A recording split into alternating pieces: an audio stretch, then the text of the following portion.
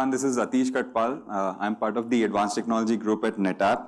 And I'm going to talk about this talk titled Home for Gypsies, essentially talking about what are the innovation opportunities that we as storage vendors may have in this new world of NoSQL databases.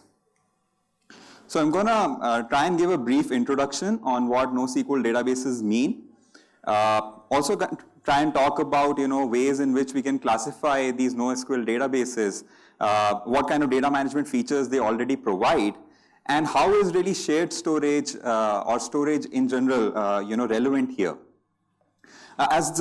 In the second half of my presentation, I'm going to try and focus on one particular storage management and data management feature, that of backup and recovery, and what are the opportunities that this particular field offers for shared storage, as well as what are the kind of challenges that need to be addressed before I conclude my talk. So let's get right into it. Well, NoSQL databases have been around for some time, and here's a quick recap on what they essentially mean.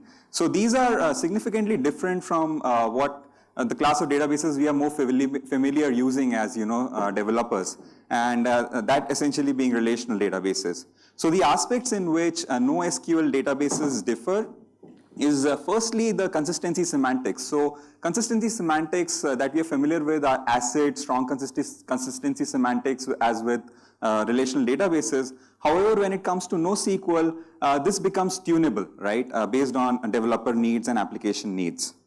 The other way in which NoSQL databases are different is that traditional databases, if you wanted to scale them, the only way to scale them up would be vertically, which is add more CPU, add more RAM, so as to get more performance out of the same database. However, NoSQL databases take a different approach at scalability, that of horizontal scalability, wherein they allow you to add more nodes to the cluster of networked NoSQL database nodes. And these nodes can be commodity nodes. It might as well be this laptop I'm presenting from with regular CPU and RAM and not really being heavy on resources. The other aspect which NoSQL databases really bring to the table is that they really target applications that need scale and data availability as compared to a strong consistency. And there are several of these database, these applications that are emerging, which have made NoSQL databases really relevant. And these are applications I'm sure you've heard multiple times. Those of big data, web scale apps, where data availability is of paramount importance. And with the advent of IoT and mobile devices, this has only become more important, right? It's frustrating if Facebook isn't working or Google search isn't working. And most of these services are actually based out of distributed databases, and hence they trade on these kind of semantics. However, this brings up an interesting trade-off, and that of what is really nicely articulated by Eric Brewer from Google in his paper on CAP theorem, which is essentially that you really cannot go on to provide all three of consistency, availability, and partition tolerance in a distributed system all at the same time. Now, I don't know if some of you were present in Google Spanner talk, and he was essentially trying to say that Spanner is a new service that Google has launched which can attain all three of these. But as I was reading through Eric Brewer's blog on Spanner, it really turns out that availability is something that they do give up on slightly, but it's really for all practical purposes available because of the fact that it's built on Google's private network. But I'm talking about NoSQL databases, which work with commodity components. They don't need specialized hardware, storage, network, right? They can work with these laptops and Ethernet and whatnot. And which is where CAP theorem is more prevalent here. The traditional databases that we are aware of, like MySQL and Oracle, which are really single node, they don't have to care about partition tolerance, and hence they are able to provide ACID semantics in terms of strong consistency as well as availability of the database itself. However, there are new databases emerging in, like the likes of MongoDB and Cassandra, which I'm going to talk more about, which trade on one or the other aspects of this CAP theorem. So what is CAP theorem after all, right? It's good to probably go back to basics of any database system.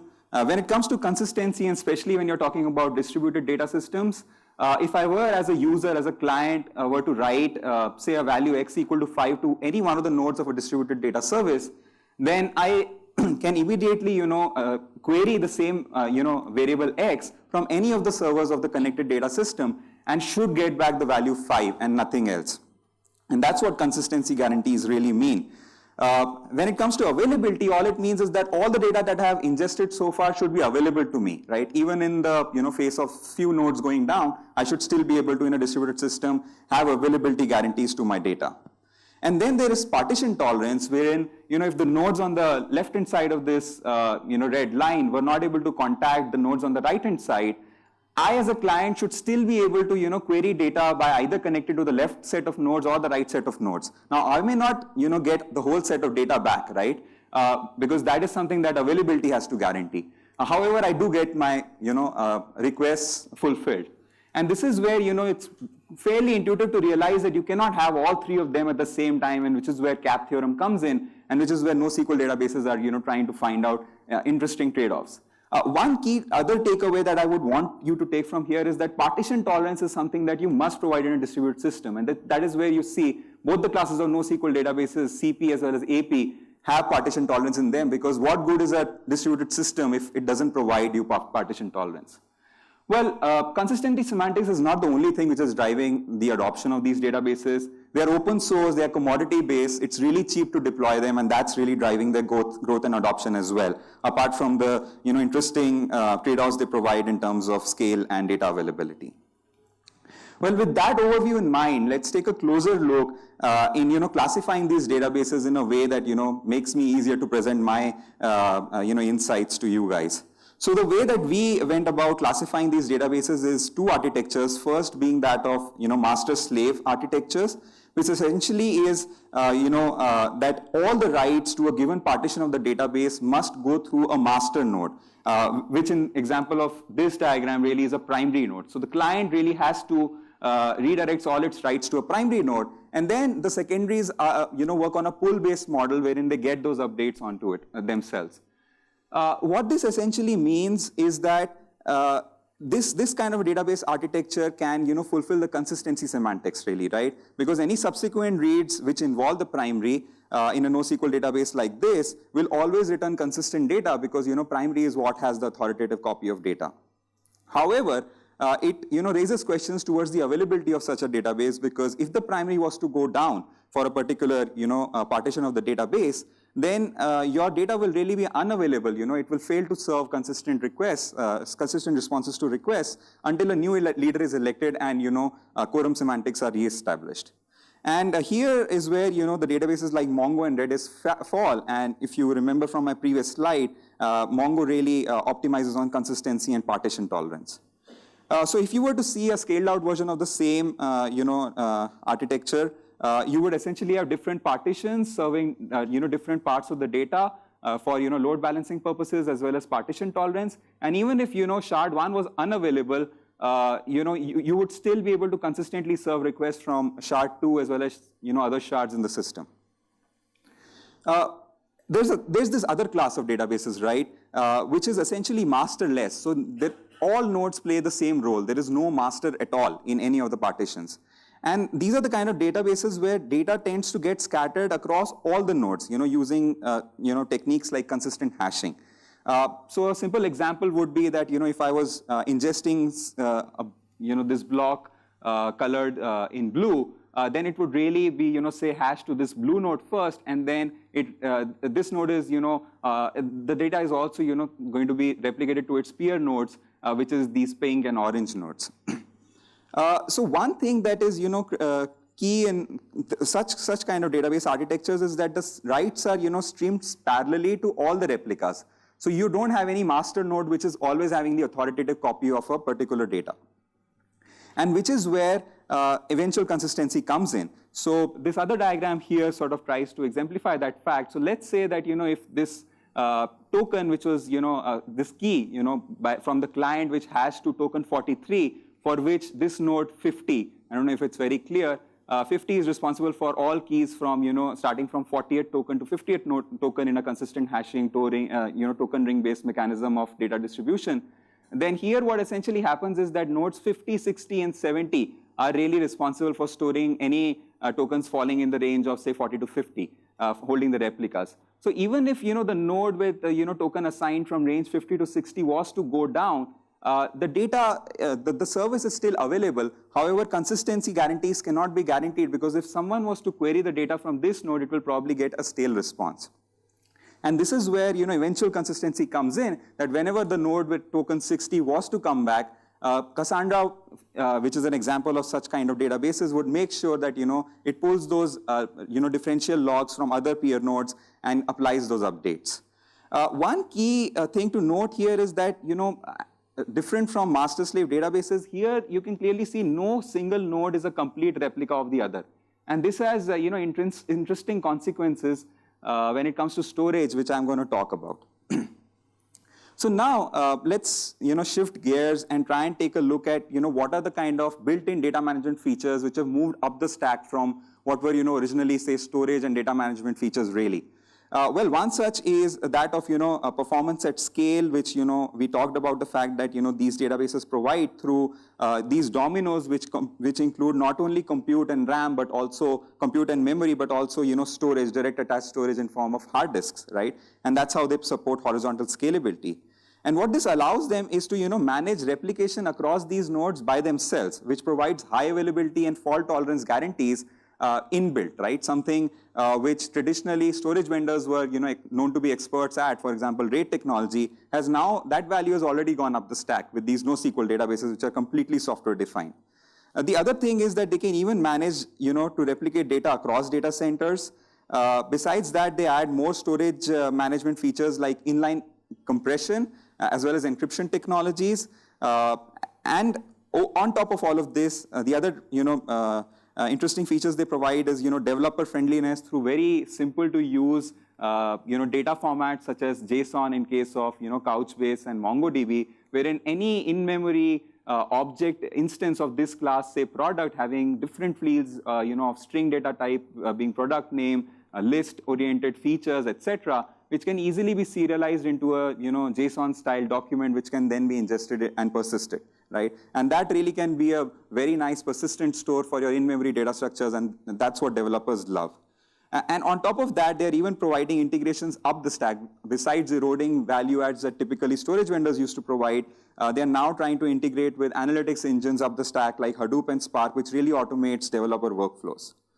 So this begs the question that, why are we all here, right? So what is there in it for us as storage developers, and how can we add value to this new class of databases, which is fast gaining traction? So that's what essentially this talk is going to focus on henceforth. So here are some value adds that that we put together, and these really stem from new architectures of shared storage that are evolving fast.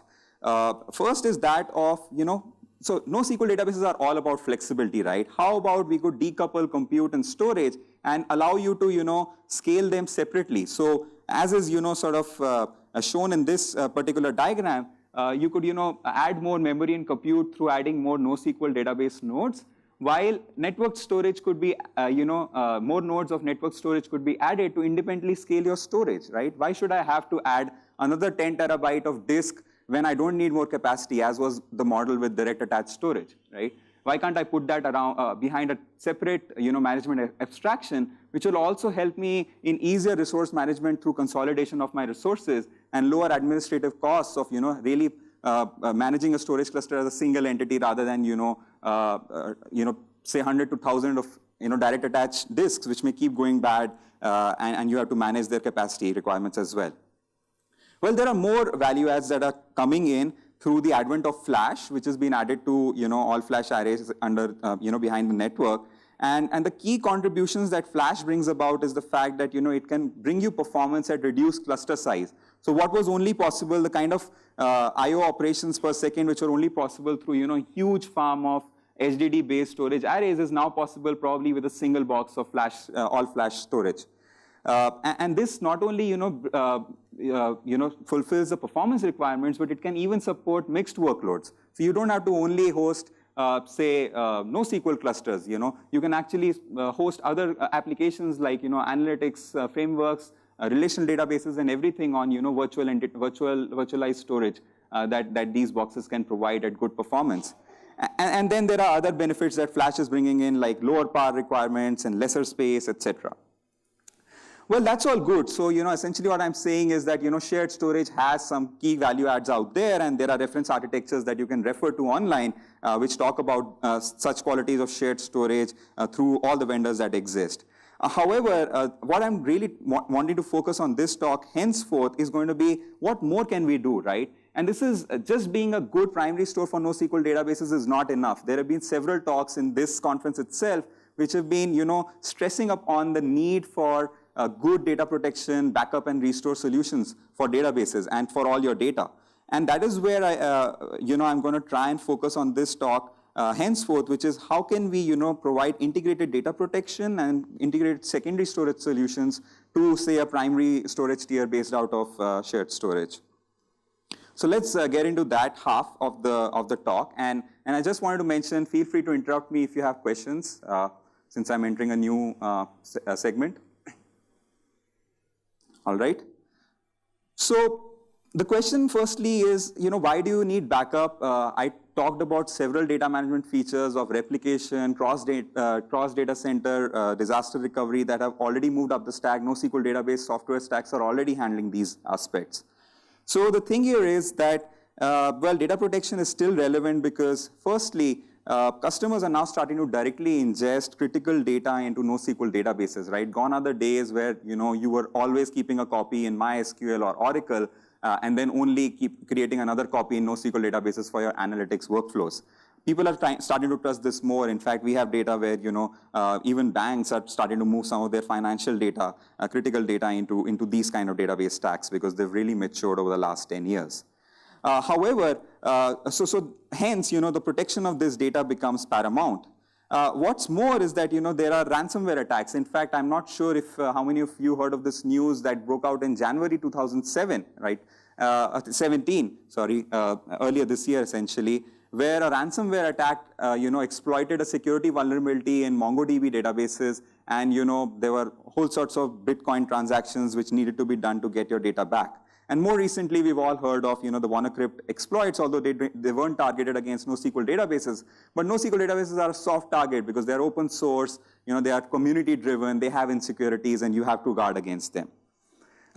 And here, having a good backup and restore solution can perhaps be one safeguard that you can build, to protect your data. Other than that, human-induced errors quickly propagate into replicas, right? So even though, they keep replicas across data centers, but if I were to give a drop DB command by mistake or as a malicious user, that command will actually be, taking effect in the replicated data centers offshore as well, because everything is online and, eventual consistency will ensure that the database gets dropped. Yeah, you have a question? That's right. Yes. So that's what I was. So that's where we are. Good that you brought up this point. It was coming up in my slide deck anyway. So which is where perhaps snapshots can help because all these fat finger errors you can quickly recover, and that's something that probably DAS will not support out of box, and something shared storage can bring as value add, right? But there is more to it. It's not just snapshots, and which is what I'm going to talk about. That what are the other challenges that come along with just taking snapshots, right? So anyway, so the other use cases which warrant data protection for these databases is that CI/CD, continuous integration, continuous development workflows are coming in, wherein application developers are required to release their software sooner, right? And if you have to release that software, you have to test it. And for that, if you can get as close to production data for your test and dev, the better it is. And which is where again, storage snapshots, as this illustration shows, can really help, wherein you can take primary storage, hosting NoSQL database snapshots, and then probably spin up isolated sandbox VM clusters, which can help perform test and dev.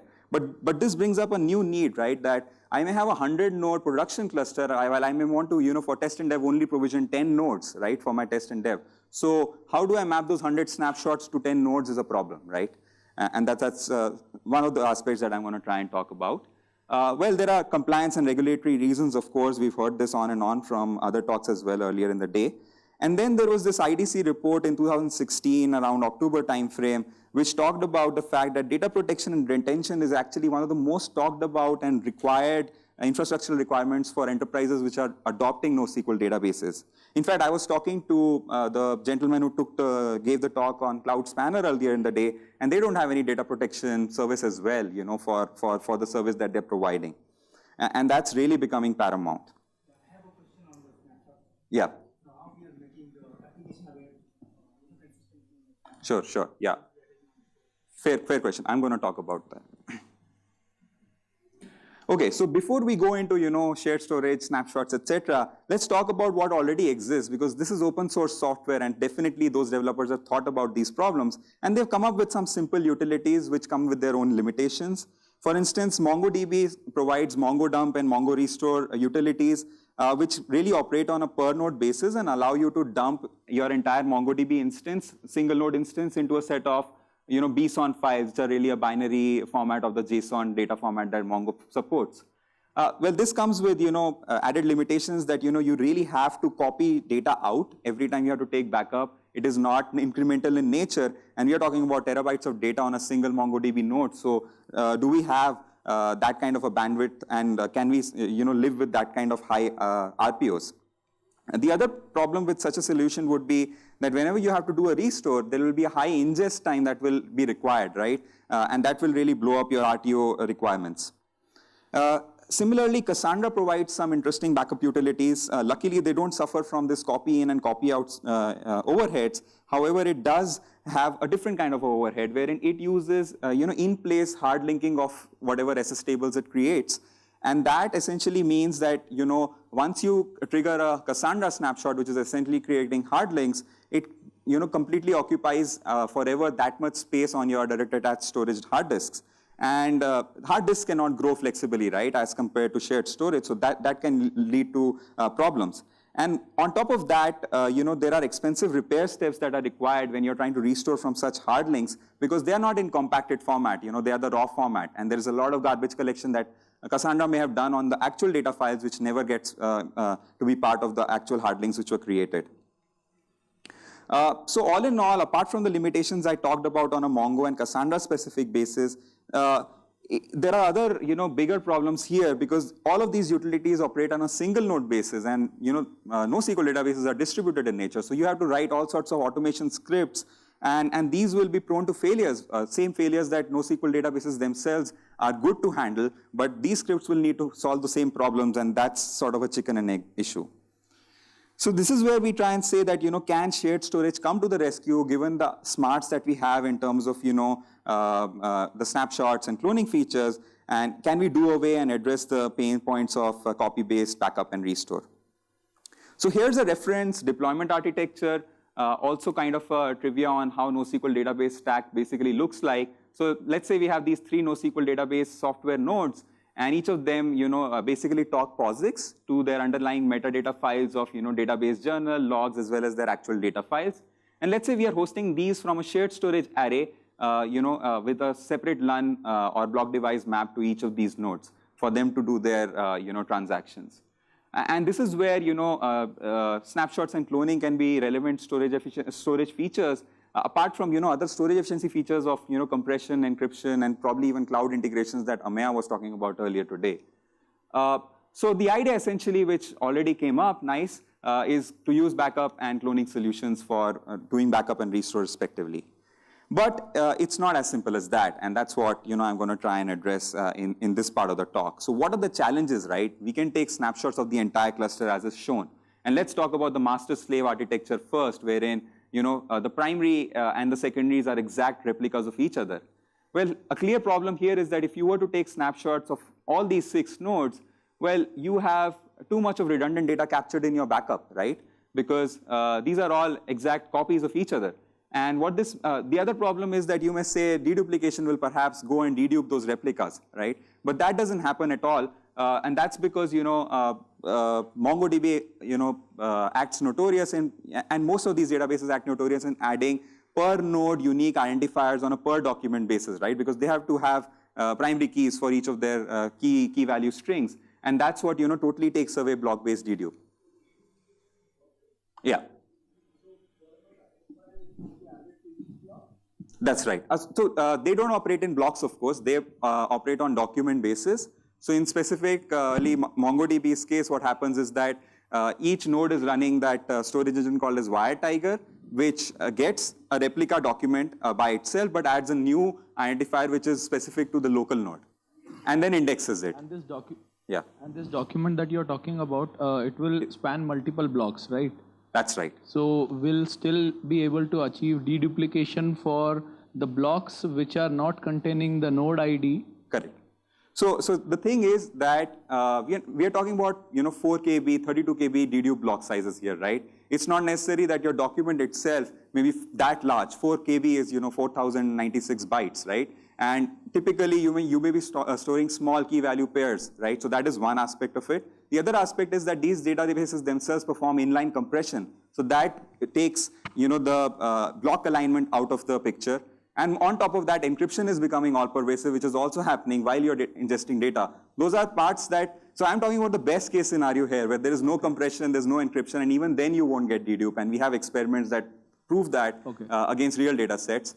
And yeah, but the sad truth is that encryption is all pervasive, right? Sad from the perspective of dedupe, not in terms of security. So that's what takes away that value. Thank you.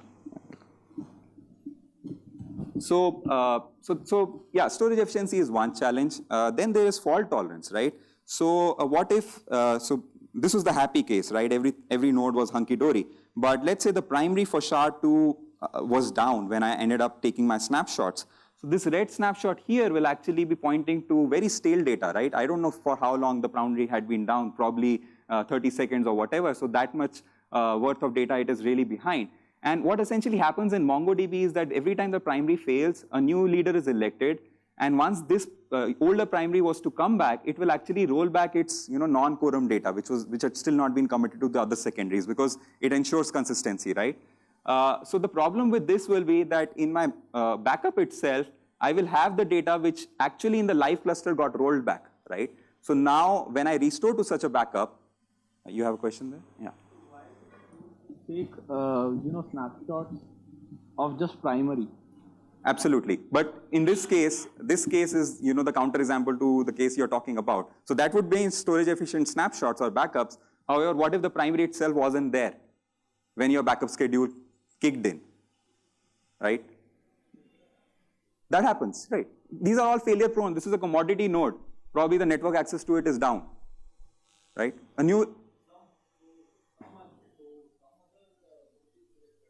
Eventually, yes.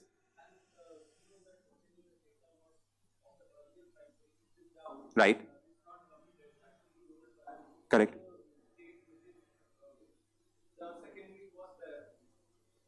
Right. As the new primary. So you wait until then, absolutely. You're going into the solution aspects. I'm trying to highlight the challenges. Right, yeah. So yeah, absolutely. So you can build these mechanisms, but what this essentially means is that the storage is to now be aware of topology changes in the NoSQL database. That's traditionally not been the way we've operated, right? We just build storage arrays and we be done with it. So absolutely. So better application integrations are required is the real takeaway, right? Now let's talk about the masterless database architectures, right? They pose a different kind of a problem. So let's say that you were trying to ingest data with a replication factor of 2 into this Cassandra cluster, which is really master-slave style. So what happens here is that consistency hashing is what this time screws up with your dedupe opportunities. In the earlier case, and this is again the best case, wherein we are assuming no compression and no encryption, while that is not really the reality, right? So in this case, if you really notice, then the write for K1 V1 comes in and is also replicated to N2 as K1 V1. And similarly, a write of K1 K3 V3 comes in and is replicated to N3 in this case. And finally, you end up with this kind of data stored on each of the 3 LUNs, right? And here, even if you can notice clearly that K1 and K1 are of course completely same, and their corresponding values will be same, and hence you would think that you would get dedupe. But as I said, the values are so puny in size that they probably may not span 4 KB chunk granularities, and which is where we observed with real data sets that there was no dedupe to be had at all. And this is in the best case scenario of no compression and encryption. With that coming under the mix, it further misaligns data and garbles up data for no dedupe value adds. So what's the other challenge with masterless databases is that of, again, fault tolerance. And here, it's a different kind of a problem, right? Because it is an eventually consistent system, unlike MongoDB, wherein my friend was able to suggest a solution wherein you wait for a new primary to be elected. Sure. Is the question? Yeah. Read-write operations. What is the hit on the read-write operations? Do you have any data on that? When you are operating with shared storage? Yeah. So I don't have data to show for that, but I'm sure you can find reference documents outside of the scope of this presentation, which talk about all-flash arrays really being able to meet performance requirements of some of the NoSQL databases. Right. But I don't have a comparison slide for that. Okay. So I was talking about fault tolerance issues with masterless databases. So here, let's take an example of an update coming to value K1 V11. So this is different from the master slave where you had a primary node which you just go to and take a snapshot of, right, to get consistent data. Here, essentially what ends up happening is that let's say that there was an update with a replication factor of 2 for key 1 with a new value V11 and a new timestamp associated with it internally by Cassandra as tnew. While LUN1 and LUN2 are really holding the older values, which is V1 for the key K1, right? Let's say that when you were trying to issue such an update to the system, node 2 was actually down, right? So while node 1 was able to serve the request and hence acknowledge to the client, which was really wanting to do a consistency level 1 update to the database, that your request is successful.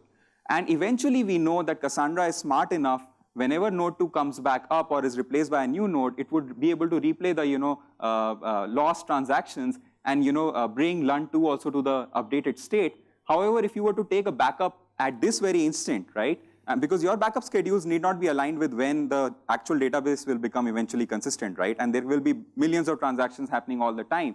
So this snapshot of LUN2 will really be pointing to stale data, right, and which means, again, that's not a data loss scenario at all, but what it means is higher restore times, because when you try and restore from this kind of a snapshot of the database, you really will have to perform repairs while doing restore, right, and that is not good. Your RTO guarantees will be going off the roof. And thirdly, the other challenge that we can talk of, which is in common to both masterless and master-slave databases, is that of flexible topology restores. So what if the topology of the cluster when I was taking backup is not the same as when I did a restore? It was a 100-node cluster, 5 nodes went down or were decommissioned because it was not required. How do I map those 100 snapshots to the 95 nodes that are there? And finally, you may even want to scale down from the 100 to 10 node scenario that I gave an example to an earlier question. And the challenge here is really that all of this boils down to the fact that storage needs context of the NoSQL database cluster topology changes, right? And even what are the cluster configurations.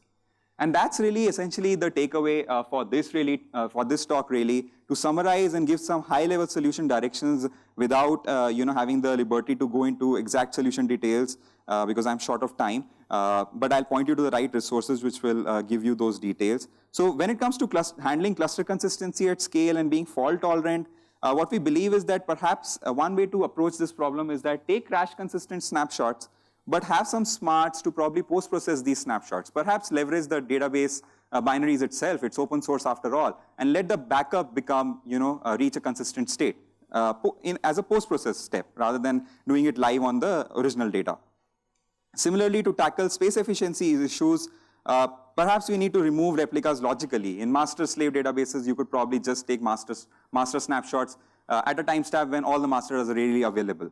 In masterless architectures, well, you have to probably have some more smarts, wherein because the replicas are really overlapping. And you need to, again, probably take help of post-processing to, get rid of those duplicates in a more application-aware manner. And finally, when it comes to topology changes, you need to probably be aware of, what was the cluster topology while you were taking a backup, and, store that mapping. In case of master-slave databases, perhaps just at a node level is enough. Because if you know what your primary snapshot was, you can probably map it back to, you can clone it to form as many number of replicas as you want. And in case of masterless databases, perhaps you need to look at a more intelligent solution. So at this point, I'd really like to point you to this research paper of ours, which is yet to be published. It is accepted at Usenix Hot Storage, titled Barnes Towards Building NoSQL, Backup and Recovery Solution. And this will be out in July, a couple of months' time. I encourage you to give it a read, and feel free to post your comments on that back to me. So finally, to conclude the talk, I hope I was able to convince you that shared storage has probably a part to play. There is opportunity for us in terms of performance. Flash is available, using which we can combat some of the DAS performance benefits that existed. There is better storage management possible through consolidation of resources under a single pane of management for administrators. So hopefully lower people cost to manage your NoSQL database clusters. And finally, Flash can provide the performance, scalability, and consolidation that people may be interested in. And from a data protection standpoint, I pointed to the IDC report. There is a lot of opportunity. Most of these NoSQL databases are thinking of data protection as an afterthought, while we, as experts, having done backup and recovery for a long period of time, we also need to evolve our existing snapshot and cloning solutions to be more database architecture aware, such that we can really provide robust solutions which are attractive enough for our customers. So with that, I'd like to thank you for your patient hearing, and happy to take any further questions.